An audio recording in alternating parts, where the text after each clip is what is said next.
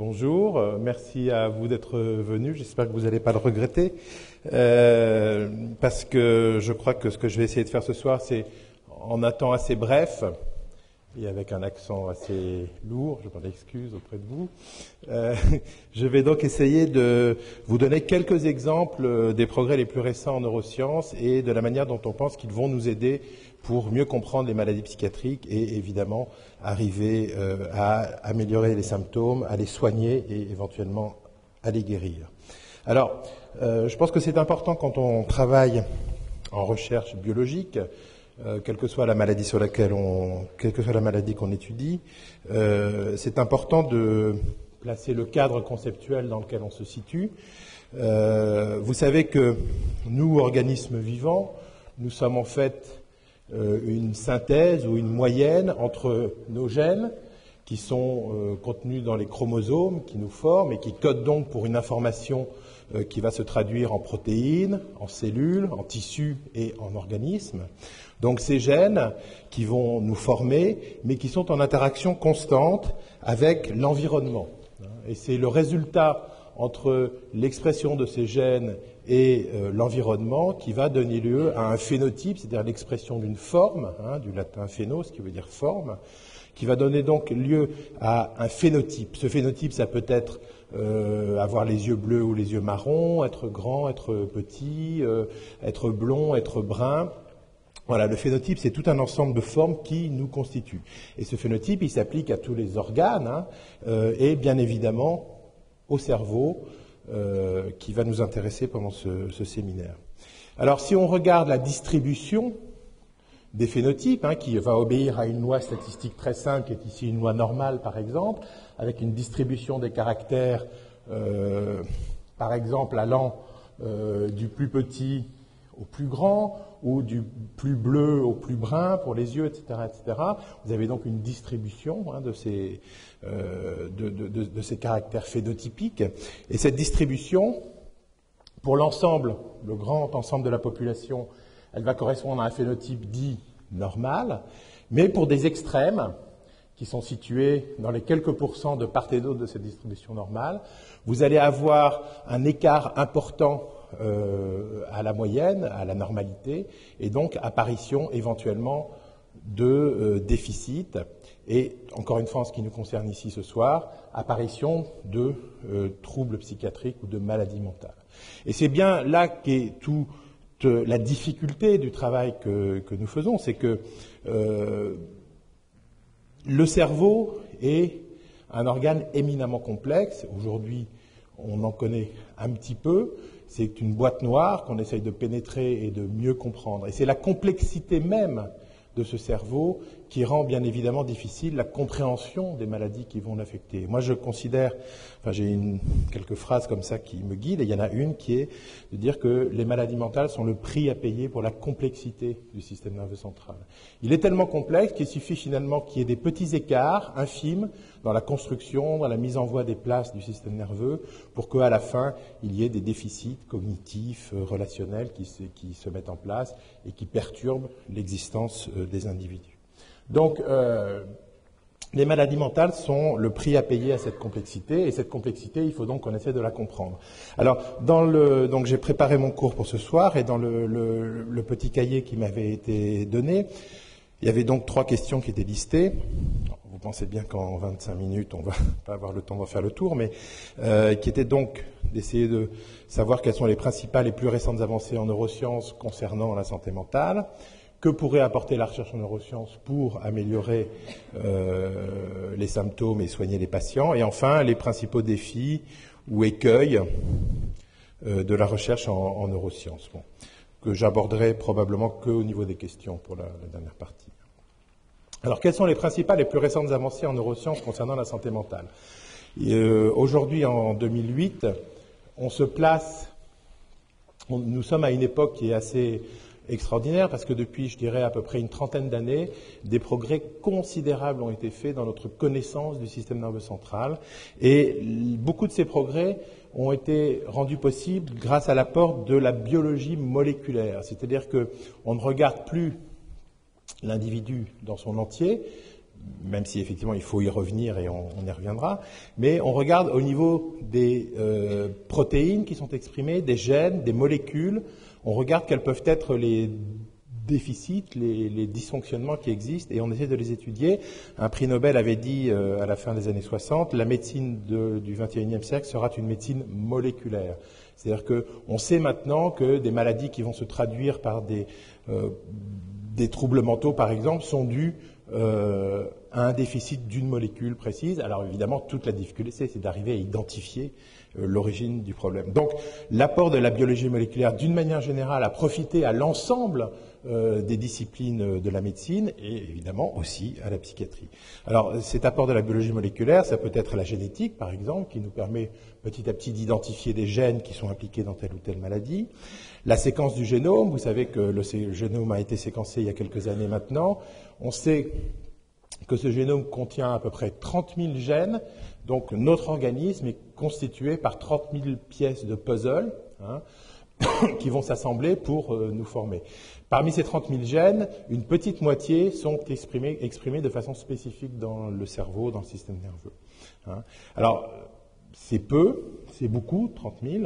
Et ce qui est aussi compliqué, c'est qu'un gène ne va pas avoir qu'une seule forme d'expression, mais il va pouvoir être modifié par des mécanismes qui vont, par exemple, phosphoryler ce gène, donc rajouter un groupe phosphore. Donc une protéine qui va être phosphorylée n'aura pas la même activité fonctionnelle qu'une protéine non phosphorylée. Il va pouvoir y avoir d'autres types de modifications. Donc vous voyez qu'en fait, de ces 30 000 gènes, il va y avoir non pas 30 000 protéines, mais probablement, on considère qu'il y a entre 4 et 6 modifications possibles par protéine. Donc vous voyez probablement plutôt aux alentours de 150 000 protéines différentes exprimées dans notre cerveau. Donc un peu plus complexe que 30 000 gènes. La biologie moléculaire nous permet aussi la manipulation génétique. Et je vous en dirai un mot rapidement, c'est-à-dire qu'on peut recréer chez l'animal des modèles identiques aux mutations qui sont étudiées et observées chez l'homme. Et donc, évidemment, chez l'animal, avec la possibilité de mener des recherches très compréhensives qu'on ne peut pas mener chez l'homme, évidemment, pour des raisons éthiques que vous comprenez facilement. Les progrès ont été également des progrès dans les outils physiques qui sont à notre disposition, par exemple l'apport de l'imagerie médicale, dont je ne parlerai pas aujourd'hui, mais l'imagerie médicale et l'imagerie cérébrale a permis également de beaucoup mieux comprendre le fonctionnement du cerveau, et globalement la physiologie du cerveau, son organisation, rendue possible là aussi par des études nombreuses et ces différents outils. Alors je voudrais vous donner un exemple ce soir qui est celui de la neurogénèse. Pourquoi est-ce que j'ai choisi cet exemple? Parce que d'abord, il est relativement récent, c'est-à-dire que la découverte des mécanismes de neurogénèse dans le cerveau adulte est très récente.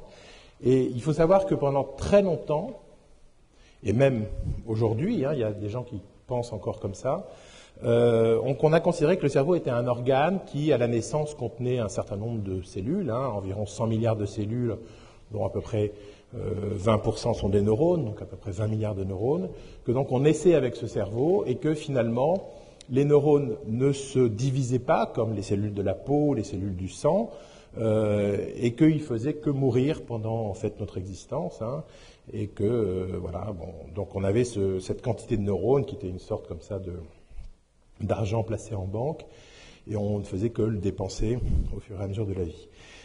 Et c'est vraiment quelque chose qui est très ancré, vous savez, comme le fait de dire « Ah, mais on n'utilise que 10% de ses capacités mentales, etc. » Bon, tout ça, c'est des vieux concepts qui sont maintenant évidemment totalement dépassés, mais qui restent quand même très ancrés dans ce qu'on peut appeler l'imagerie populaire.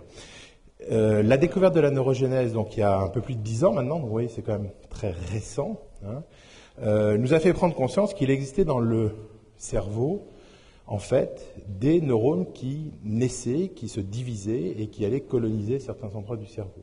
Donc, il y a, tout au cours de la vie, une genèse de nouveaux neurones. Ces neurones ne naissent pas partout dans le cerveau, mais seulement dans quelques régions, qui sont indiquées ici. On les voit à peu près, ça va.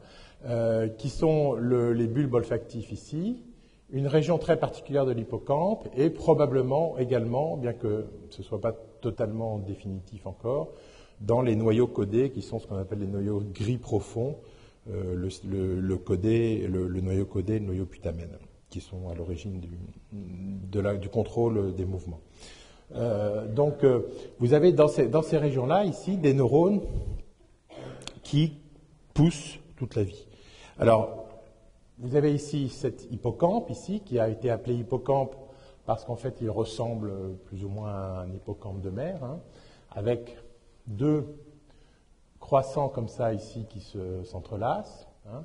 Et dans cette région très particulière ici, qu'on appelle le gyrus denté, vous avez des neurones qui naissent, qui se divisent, et qui se diffèrent. Vous avez des cellules plutôt qui naissent, qui prolifèrent, qui se divisent, qui migrent, et qui se différencient ici en neurones avec des axones et des dendrites, donc des terminaisons. Et on peut voir ici un marquage fait avec des outils spécifiques qui vont colorer en jaune les protéines responsables de cette différenciation ici. Et vous voyez dans la couche ici, donc cette couche ici qui est la couche du gyrus denté, vous avez ces nouveaux neurones qui vont se mettre en place constamment. Alors pourquoi est-ce que cela a un intérêt majeur pour les maladies mentales? Parce que ces neurones qui se divisent ne se divisent pas constamment à la même vitesse. En fait, leur vitesse de division, le nombre de neurones qui vont naître tous les jours, est contrôlé par tout un ensemble de mécanismes. Et cette découverte de la neurogénèse, mais également d'autres découvertes qui ont été faites depuis une vingtaine d'années, nous font comprendre maintenant que le cerveau, en fait, est un organe en perpétuel mouvement et qu'il a ce qu'on appelle une très grande plasticité. Hein.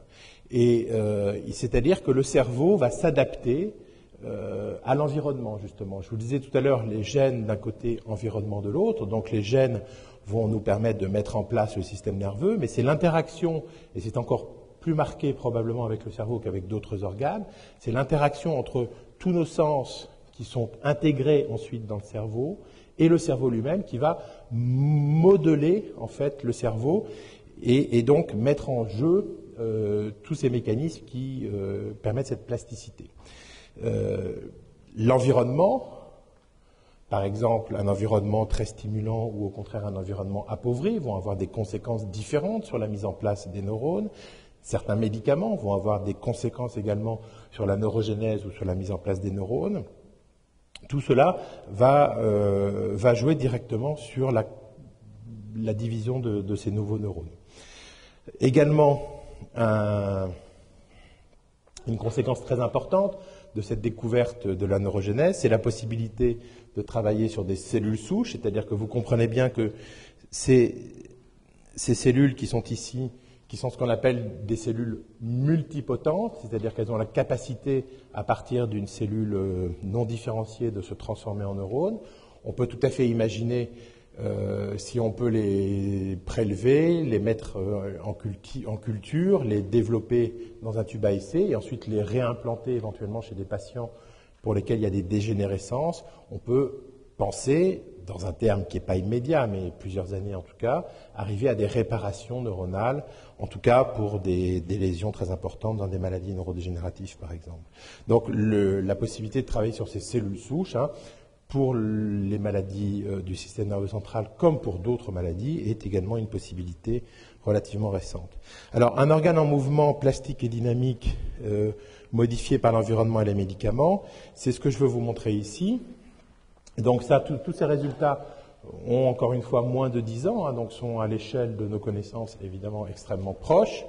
On s'est rendu compte d'une chose capitale, qui était que le stress chez l'animal allait diminuer la neurogénèse. C'est-à-dire que si vous prenez un rat ou une souris et que vous produisez un stress important chez cet animal, il va y avoir une diminution très forte, hein, d'environ 50%, du nombre de neurones nouvellement formés, donc une diminution de 50% de la neurogénèse.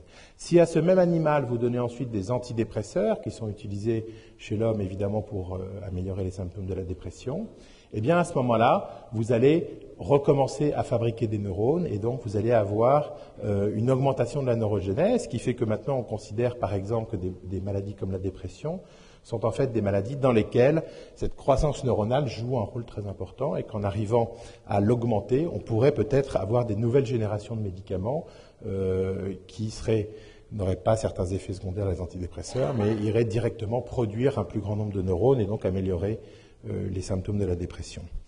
Mais ce qui est très intéressant également, c'est que si vous prenez des animaux et que vous les mettez ici dans une cage, dans des conditions contrôle, c'est-à-dire que les souris sont conservées dans des cages avec 3 à 5 animaux.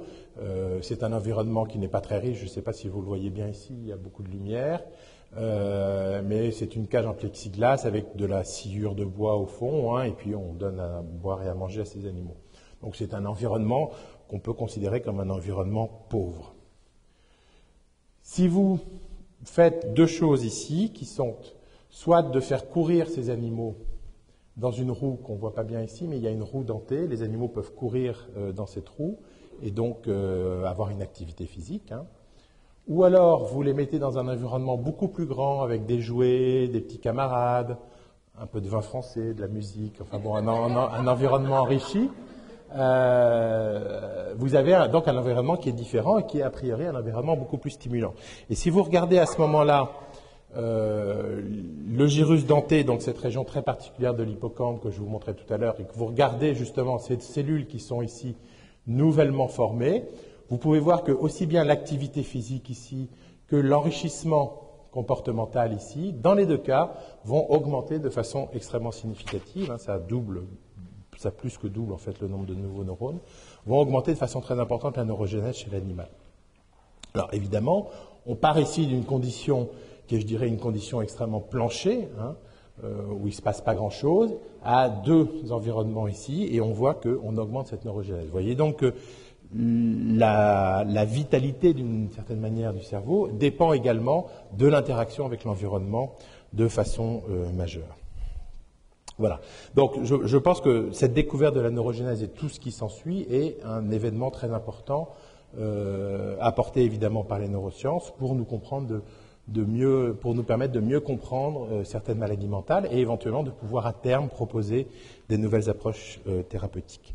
Alors, la deuxième chose dont je voulais vous parler ce soir, c'est d'essayer de voir comment, au jour d'aujourd'hui, dans les laboratoires de recherche, nous pouvons justement étudier les aspects moléculaires du fonctionnement du système nerveux central et essayer de les placer dans un contexte intégré qui est l'animal entier, son comportement, son interaction avec l'environnement, l'effet d'un certain nombre de molécules, etc. Alors, j'ai pris comme exemple un exemple que je connais bien puisque c'est là-dessus que je travaille depuis pas mal d'années maintenant, qui est l'inactivation donc de gènes directement chez l'animal, où on arrive par des techniques de biologie moléculaire justement à aller retirer un gène. Et donc vous avez un animal qui contient 30 000 gènes moins 1, hein, et donc on va étudier les conséquences de cette inactivation et éventuellement donc prendre cet animal comme un modèle de certaines maladies sur lesquelles on va pouvoir essayer de comprendre ce qui se passe pour pouvoir justement arriver ensuite avec des nouveaux médicaments. Et très important, ces techniques donc arrivent à connecter le génotype, donc les gènes qui sont présents dans l'animal, avec le phénotype, donc justement l'expression de ces différentes formes. Et c'est un outil majeur également pour les années qui viennent. Lorsque la génétique humaine nous apportera des informations sur des gènes qui sont mutés dans certaines maladies, comme la schizophrénie ou la maladie bipolaire par exemple, on pourra très rapidement reproduire exactement ce déficit chez l'animal et évidemment l'étudier de façon beaucoup plus rapide. Alors, pour comprendre cela, il faut rentrer justement dans ces aspects un peu plus moléculaires. Je vous ai présenté ici de façon très schématique une synapse. Vous savez que nos 20 milliards de neurones transmettent leur information à l'intérieur du même neurone par des signaux électriques, hein, un petit peu comme un câble électrique, mais entre deux neurones, cette transmission se fait essentiellement de manière chimique, c'est-à-dire que le neurone par lequel arrive ce potentiel d'action ici va libérer un neurotransmetteur qui est contenu dans des petits vésicules ici, donc il va y avoir libération du neurotransmetteur,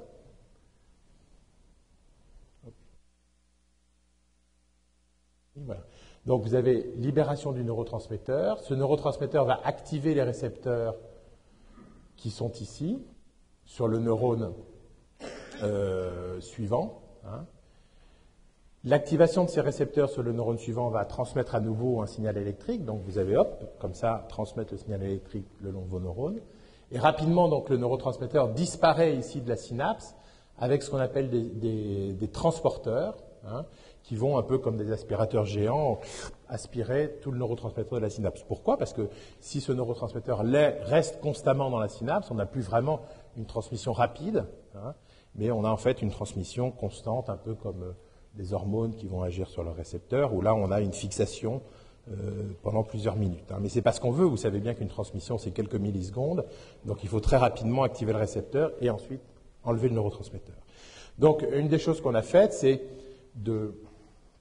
en travaillant sur la synapse dopaminergique, hein, la dopamine, vous en avez entendu parler, c'est un neurotransmetteur essentiel du système nerveux central qui est impliqué dans beaucoup de maladies, comme la maladie de Parkinson, mais aussi la schizophrénie, la dépendance aux drogues. Hein, c'est un neurotransmetteur qui est vraiment très très intéressant. Et lorsque l'on enlève ici le transporteur de la dopamine, hein, ce transporteur de la dopamine qui est ici au milieu de cette synapse, donc si vous enlevez le transporteur de la dopamine, vous allez empêcher la dopamine d'être repompée ici, et donc vous allez accumuler cette dopamine ici à la synapse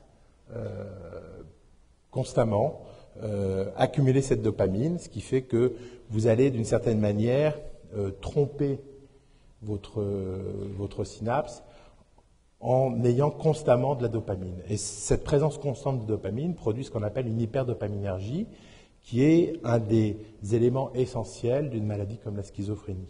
Donc ici, en augmentant la quantité de dopamine, on produit de manière artificielle un animal qui a certains aspects qui vont ressembler à des symptômes de la schizophrénie. Et donc nous, on va pouvoir ensuite étudier cela. Et ce qui nous a intéressé, nous, c'est de regarder les aspects plutôt plus cognitifs, c'est-à-dire l'implication de cette dopamine dans l'apprentissage et dans la mémoire. Nous avons donc pour cela utilisé un test qui est un test de labyrinthe, qui s'appelle la piscine de Maurice, dans laquelle l'animal doit retrouver une plateforme immergée dans l'eau ici, grâce à des indices qui sont localisés dans la pièce. Alors pourquoi est-ce qu'on prend une piscine avec de l'eau? C'est parce que la souris, en fait, est un animal qui a un odorat extrêmement développé, au-delà de nos propres capacités. Et donc, le fait de mettre de l'eau permet en fait de brouiller, si vous voulez, un peu les indices d'odeur que nous ne percevons pas, hein, et donc de mieux travailler sur les indices visuels et la mémoire à proprement parler. Donc, c'est juste, je dirais, un truc expérimental. La souris est un animal qui nage très bien, et c'est ce qu'on voit ici. Hein. Vous avez donc cette piscine ici, avec au-dessus une caméra vidéo, et ça c'est le type d'installations qui sont juste à quelques dizaines de mètres d'ici dans le nouveau centre de phénotypage de l'hôpital Douglas. Un ordinateur qui contrôle, ici vous avez une plateforme, ou une plateforme avec un petit signal ici, et donc vous voyez la souris, après une semaine d'apprentissage, hop, très vite, va sur cette plateforme, vous voyez c'est un animal qui nage très bien, et voilà, lorsque l'on met ici un petit indice, hop, elle va sur la plateforme et elle attend qu'on vienne la rechercher pour la remettre dans sa cage. Hein. Donc c'est un test très simple. En quelques jours, l'animal apprend, grâce à tous ces indices, à localiser la plateforme. Sauf que dans nos souris qui ont trop de dopamine, l'animal ne peut plus retrouver la plateforme, il n'arrive plus à retrouver cette plateforme. Vous voyez ici des animaux normaux, contrôle, 1 jour, 2 jours, 3 jours, 4 jours, 5 jours. Au bout de 5 jours, vous voyez, le temps pour retrouver la plateforme est très court. Hein. Alors que les animaux qui ont trop de dopamine, ici, jamais ne vont retrouver cette plateforme, d'une part, et d'autre part, très peu d'animaux arrivent, même au bout d'un long temps, à retrouver la plateforme ici. Vous voyez, 100% des animaux contrôlent, seulement 40%. Lorsque l'on administre du halopéridol, qui est un antipsychotique, à ces animaux, à ce moment-là, on améliore de façon très importante leur performance. Non seulement les souris vont retrouver la plateforme, mais en plus, vous voyez que 100% pratiquement des souris qui ont trop de dopamine arrivent à retrouver cette plateforme. Donc on a pour la première fois la possibilité de modifier un déficit cognitif chez l'animal avec un médicament qui est utilisé chez l'homme. Ce déficit cognitif, en termes un peu plus savants, c'est ce qu'on appelle un déficit de flexibilité comportementale. La flexibilité comportementale, c'est ce qui vous permet en fait de vous adapter à un environnement qui change. C'est une caractéristique très forte de l'espèce humaine. Vous savez très bien que lorsque nous sommes dans un environnement différent, nous nous adaptons, nous filtrons un certain nombre de bruits, nous focalisons sur nos interlocuteurs. Et ça, c'est quelque chose que des patients qui ont des maladies mentales comme la schizophrénie, par exemple, ont beaucoup de mal à faire. Et il est nécessaire d'avoir des médicaments qui permettraient d'améliorer cela. Donc c'est pour ça que ce type de test nous permet justement d'étudier ce déficit et de chercher maintenant des nouveaux médicaments. Et nous avons par exemple trouvé que, bien sûr, le halopéridol ou la clozapine, qui sont des antipsychotiques, fonctionnent, mais également des agents cholinergiques, des agents glutamatergiques, et même la modification de l'environnement peut améliorer les performances de ces animaux pour retrouver la plateforme.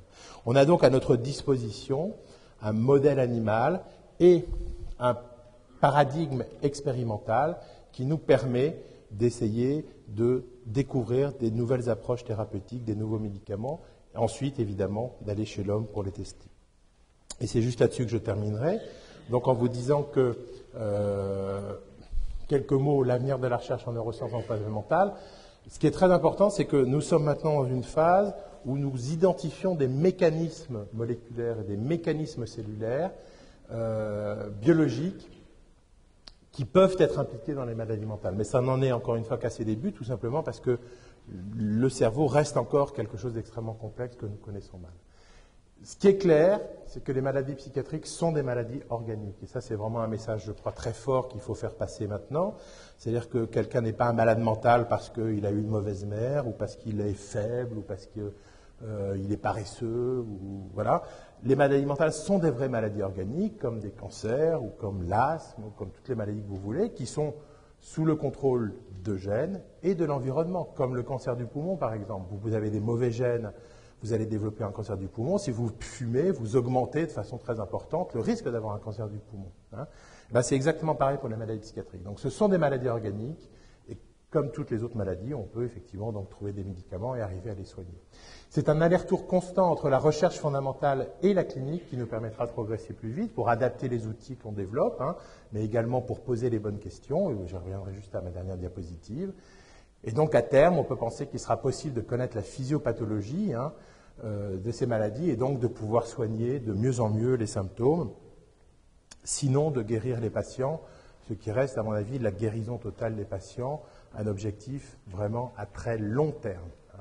Mais comme pour le diabète, finalement, je veux dire, quelqu'un qui est diabétique va prendre de l'insuline toute sa vie, il ne sera pas guéri du diabète, mais on améliorera ses symptômes et il pourra avoir une vie à peu près normale. Voilà, et maintenant pour nous aider, j'en prendrai vos questions tout à l'heure. Comme je dis souvent à mes étudiants, en recherche, ce qui est important, ce n'est pas la réponse, c'est la question. Voilà. Merci.